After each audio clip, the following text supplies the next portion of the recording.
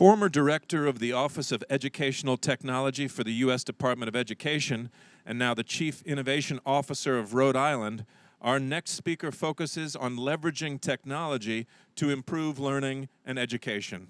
Please welcome Richard Culatta. Morning. Hi. How you doing? Good. I thought for a second that guy was going to give my talk. He probably would have done a better job, but I'm glad to be here with you today. This is a fun day and a great event. Last year, after the first Games for Learning Summit that we did here, I had my inbox filled with emails asking if there was going to be a second Games for Learning Summit, and I apologize for not answering many of those emails. So I just want to take a moment right now and answer about 300 emails in one shot. Yes, there is, and we're glad that we're all here as part of the second of these Games for Learning summits. Incredibly excited for all of the people you're going to hear from. The demo you're going to hear in just a second from the Magic Leap folks is going to be fantastic. Really appreciative to Susanna and her team from ESA, and to Eric, who we just heard from, from Games for Change, and Eric from ESA for making this possible. So as you heard, I am the Chief Innovation Officer for the state of Rhode Island. And my goal there is to make Rhode Island a bit of a lab state for trying out things that we need to be testing in education and government that is hard to do in other bigger states. Right? So what does it look like? You think about a company, and there's an R&D shop somewhere, right? You have sales, you have product, you have an R&D shop somewhere building and testing out what's going to become the next generation of approaches for the rest of the company. Well, Rhode Island's a small little kind of R&D shop for the rest of the country, and we're really excited about that role and the role that we can play in that area. One example of that is a project that we just launched around computer science. CS4RI, if you haven't heard of it, we are on track to be the first state in the country to have computer science offered in every school, K through 12. That's a big deal, and we're really, thank you. And more information here on the website if you want to find out more, but that's a big deal, and it's something that we're able to do and learn from and then share with others so that we can help moving this along. Before going to Rhode Island, I was the director of the Office of AdTech. I was appointed by the president to lead the agenda around technology and education for the Obama administration. And there's a number of things that we did differently from previous administrations, from previous leaders in that role. One of them is that we were very deliberate about building relationships and connecting with the developer community. In fact, we created the first developer's guide specifically for EdTech developers, for tech developers, and providing tools and approaches for building apps that really make a difference and an impact for learning. We now have several other countries that are doing things similar based on this model. If you haven't seen this, by the way, take a look. We have arranged a special deal. It's free for all of you for coming here today. You can go to tech.ed.gov. Everything's free. It's from the US government. You can go get it. But the point is, you should go look at it, and if that helps you download it faster, then go for it. But some really good ideas. And one of the other pieces that we looked at in that role was the power of games, and how games, what we could learn from games about thinking how we solve some ongoing challenges that we had in education. And so we were sitting around with Mark DeLaura, who's somewhere in the audience probably today, back there, and Eric Martin, who was just in the back, and we said, what could we do to really make the point that there's a lot that we could learn about transforming learning through games? And we said, well, here's a really crazy idea. What if we had a game jam at the White House? Well, no, we couldn't possibly pull that off. Ends up, you know that old saying, easier to ask for forgiveness than permission. So we did, and we invited a bunch of game developers to the White House and locked them in a room and said, if you build a game, then we'll let you out in 48 hours. And we had some really awesome stuff that happened. Just raise your hand quickly. Were you anybody here that was at the White House Game Jam? Yeah, a couple people. So you see this is a dude from Ubisoft. Not often that we have somebody with a mohawk walking around the White House. It was pretty cool. So that was a way to signal that there's a lot that we really care about what we can learn about games for transforming learning. And after that, we said, we want it to be a broader conversation. We really want to expand this beyond just what we could do in a weekend event at the White House. And so we approached ESA and Games for Change and said, hey, what if we actually have a whole separate track at Games for Change around games for learning? And lo and behold, we had the Games for Learning Summit last year, which kicked off this really, really powerful topic. So what Susanna's asked me to do is spend just a few more minutes, and I'll be quick here because we want to move on to other parts of the program, a few minutes to talk about where we've come from last year and what are some things that I would hope that we will look at both today and as we move forward when it comes to the topic of games for learning. So first of all, we'll start about where we are now. And I'm going to do this quiz style, because I'm in education, I like testing. That's really what we're about, is testing. So we're going to do quiz style. So here we go. And I don't have clickers or anything fancy like that, so we're just going to raise hands and we'll do it real quick, right? So the first question is, how many K-12 schools are there in the US? This is just to this is the warm-up question. This is really just to get you going, okay? So and we're going to do it quick, so you've got to be ready to raise your hands, right? So how many say A, 50, B, 100,000, C, 150, D, 200,000. You got to vote somewhere. Okay, there you go. The answer is 100,000. So everybody got B, you got it right. The rest of you failed.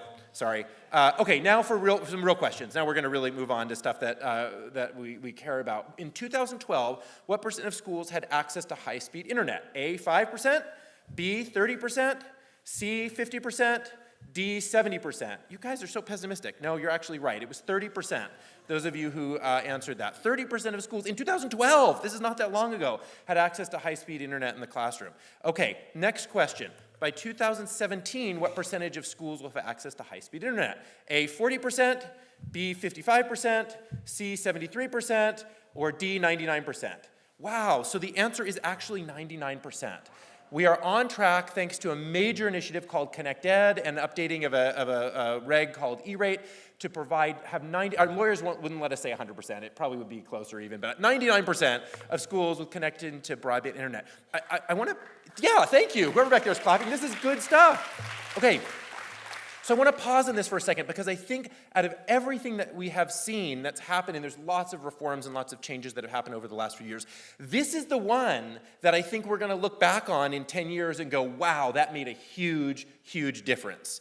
A lot of work has gone in to make lots of difference in lots of areas, but this one is transformational, or at least gives us the potential to be transformational. So it's a big deal, and for anybody out there that's thinking about developing tools and apps for education, might be something that you should care about, as there will be much more opportunity to use this in schools. Okay, just 3 more questions and we'll be done. Question number 4.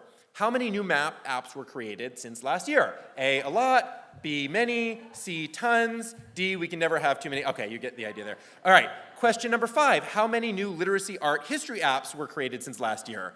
1, 2, do schools still teach art? And D, my favorite, does a math app count? Right, okay. Question number 6, my last question here. What is the Common Core? A, a candy bar sold in schools. B, a new standardized test that students take across the country. Or C, a list of potential game ideas. Great, all of you that answered C got it right. It is not, in fact, a standardized test. That's often misreported. It is not testing at all. It is a set of curricular standards. It is a set of awesome ideas that games can be built around. A whole list of opportunities for learning objectives to build cool games around. That's something that every game designer should be really excited about. Okay, here's some instructions for scoring your quiz right there.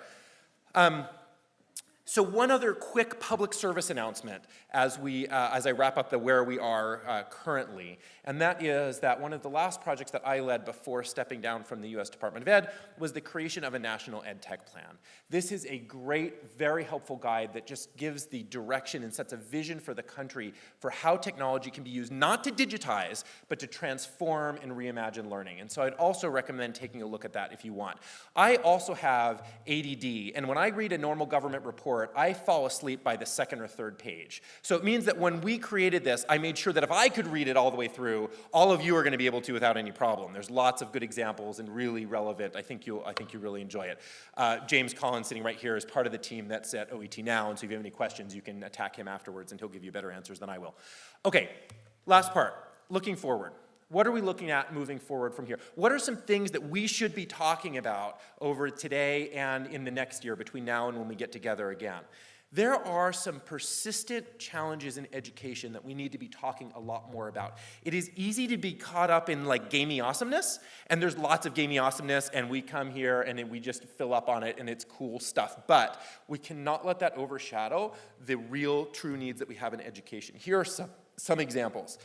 Data comes way too slow to be useful for teaching and learning. Learners don't have enough autonomy.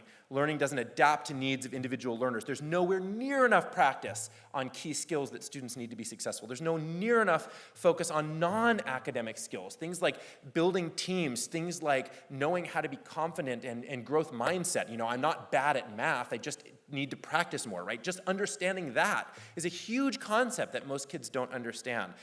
We're incredibly failure averse. Learning doesn't feel fun enough, which is a huge problem because learning is fun. We make it boring, but it is fun. And so we need to make sure that we're thinking about how to do that. And there's no approach for creating digital citizens at scale. How are we creating the next generation of citizens that know how to be good citizens in a digital space? These are all challenges that we need all of your brains thinking about more.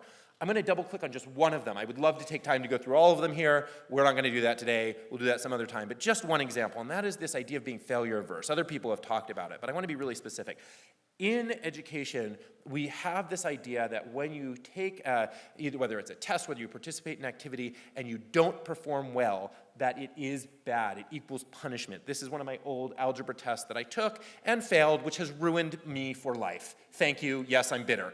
Okay, but when you look at games, when we look at how games treat failure, we learn something very different. When I go and play Plants vs. Zombies and I fail, it's an opportunity to learn.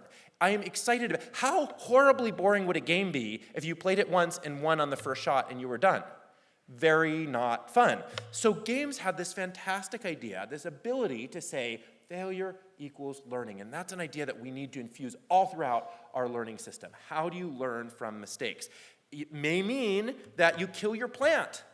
And that's a problem, but by killing your plant, you learn next time how to make sure you're growing a plant effectively. This game, by the way, was funded by this guy right here. Ed Metz, who leads the funding from the US Department of Ed around games for learning and is doing some really cool stuff. Sometimes failing in a game means that the judge is going to yell at you. And while that may be annoying, it helps you learn that this is the correct procedure for bringing a case to a US court. Right? There are lots of great examples that we can use leveraging games to transform and rethink this idea of how we address failure in learning. Now, I am a glasses half full kind of guy. When I see that whole list of problems, I think, yes, we have the tools to address them. We have all kinds of new technology that's available. We have the infrastructure there. You're going to see in just a second some great examples of how VR could be transformational. We have the tools, but you have some homework.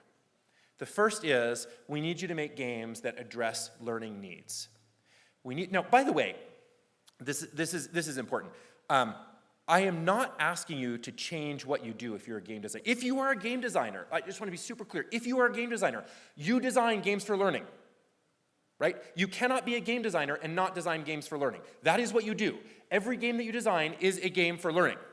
What I'm asking you to do is say, the objective of that learning, what you are teaching, can be very powerful if directed at something that can be transformational and really make a difference. You're all games. You can't be a game designer without being designing a game for learning. But what is it that we want students and adults and anybody to be learning? And that's the question that I need you to ask. Please, I would nail down on the stage if it was appropriate, please don't fall into the traps of old games, of last generation games for learning.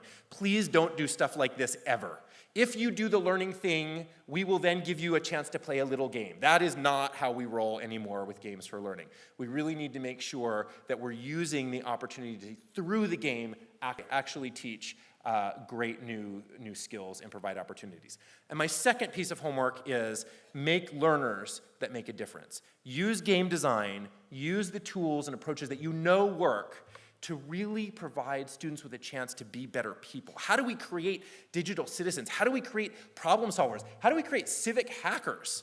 Those are all things that you have the ability to help us figure out and to test. This is an example, and Eric used it a second ago, but I had a screenshot in there, so I'll show it. This is a game called Fold It. Some of you know that by playing a game, students were actually helping conduct research that was able to make a significant difference in science in terms of protein folding and finding new medication to address things, including AIDS medications, right? So these are tools that you have at your disposal. And an invitation, which is come and pilot what you're doing in Rhode Island.